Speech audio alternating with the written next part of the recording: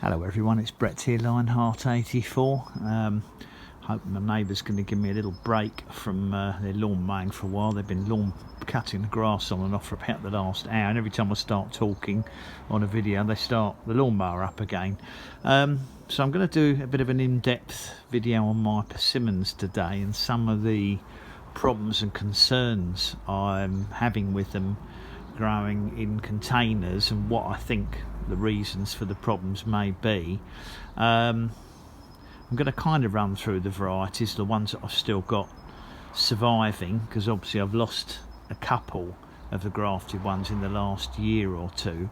Now interestingly, this is the first year virtually since I've had them. When I say the first year, it's the first time in the last 3 years that they haven't been badly damaged by frosts in April, because every year what's happened is they've started shooting out like this at the end of March and early in April, and unfortunately we've had late frosts, sort of middle to late April, and every year it's wrecked all this new growth on the plants, and these new shoots on persimmons are what produce the flowers. In actual fact, I mean, I could probably just about, you may or may not be able to see, but these are probably flower buds developing in the axils of these leaves here, and again possibly here. They could be growth shoots, but they're more likely to be flowers. But the flowers develop on the new growths on persimmons, so but it is sort of time related, so getting new growth in June or July doesn't mean you get flowers on it. It's the first spring growth. So what happens when we get a late frost here is all this new growth you see is destroyed, and although the plants recover and come back nicely, you lose all the flowers. Now what happened last year is I had a handful of flowers because some of the buds didn't break like these. Some of these buds didn't break until late April, early May, and they missed the mid-April frost, which is what got all these sort of shoots here.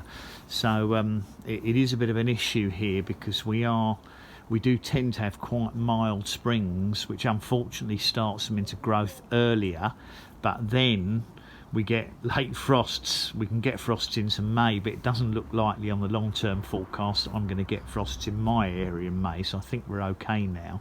And probably once they get to a certain stage, the new shoots, they toughen up and take a light air frost. But it has been a problem up until this year. But I've got other issues with the plants, which I think is related to at least 2 different situations. I don't think they particularly suffer from disease dieback, but I'm getting a lot of dieback on these container growing plants. I mean, we have had a particularly cold winter, but persimmons are very hardy, but I'm getting a lot of branches that are completely dying during the winter.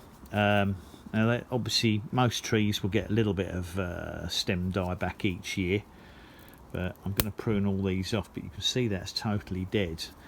It's common for trees to get the odd branch dieback, but these persimmons, my ones, seem to be getting vast quantities of dieback. These stems here are dead. I've lost all the branches nearly on this one. I'm going to run through the varieties in a minute.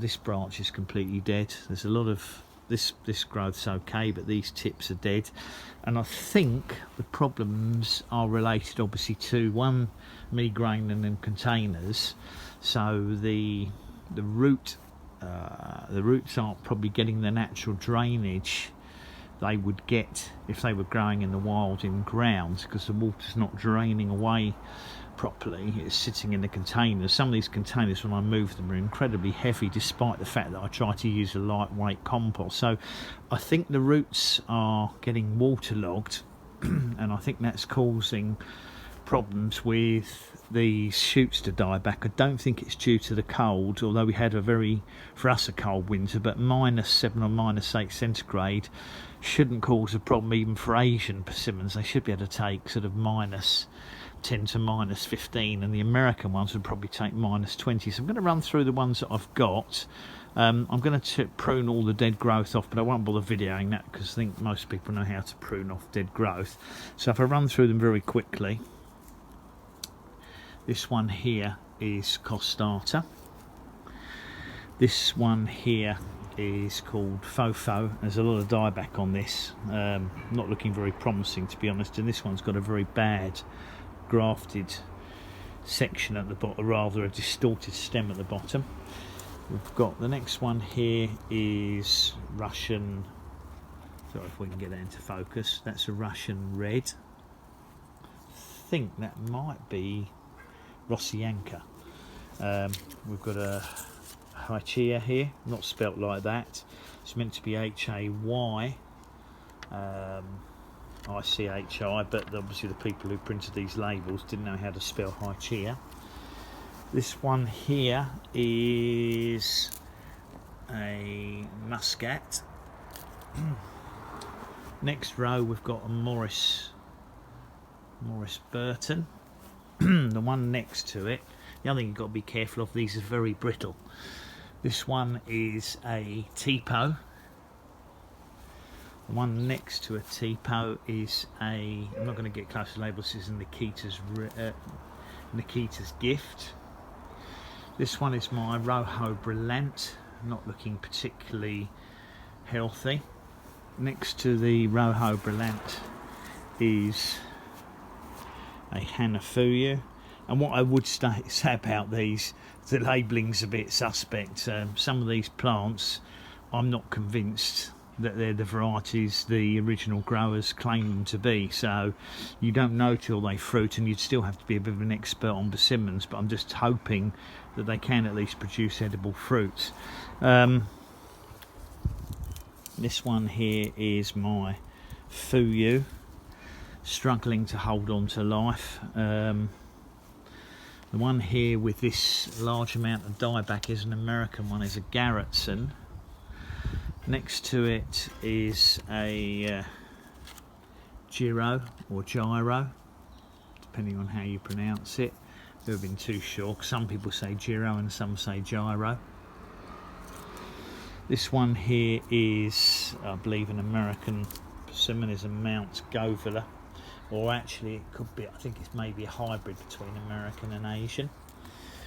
The one next to that, which seems to have a lot of branch dieback, is a Russian Beauty. That may be the one that's Rossianka, thinking about it, but it's got a lot of dieback on it.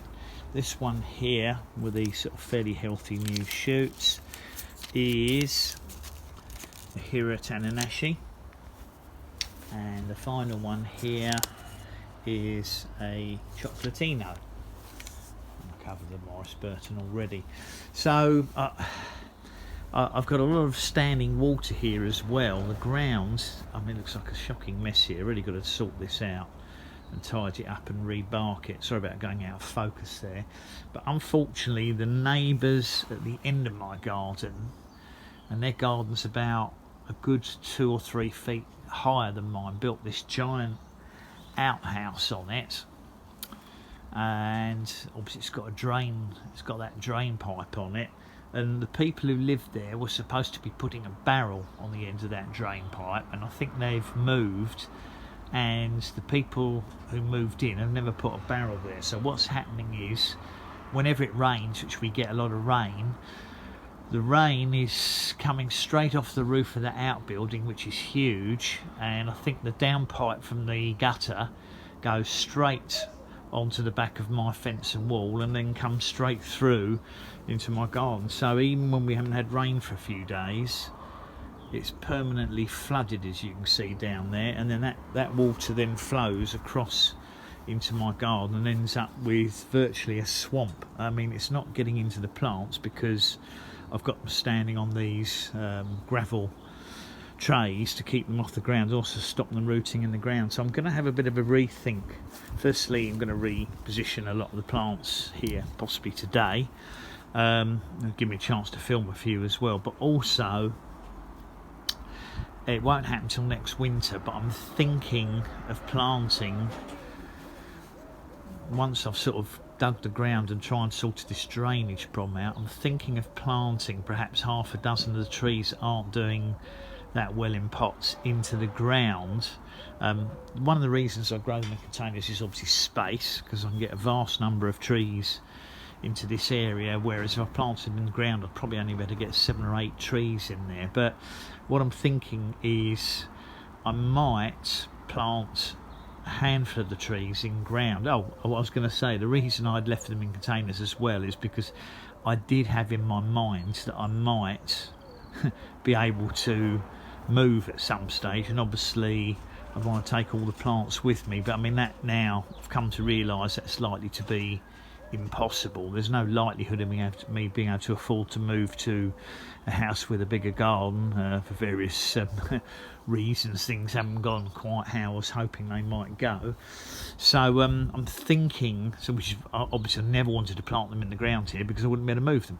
So I'm thinking that I might put half a dozen trees in the ground that aren't taken to containers, and I'm thinking of maybe jujubes, 2 or 3 of the persimmons, perhaps one of the Asian pears, and what I'm spacing them out enough that I can still grow all the containerised plants amongst them.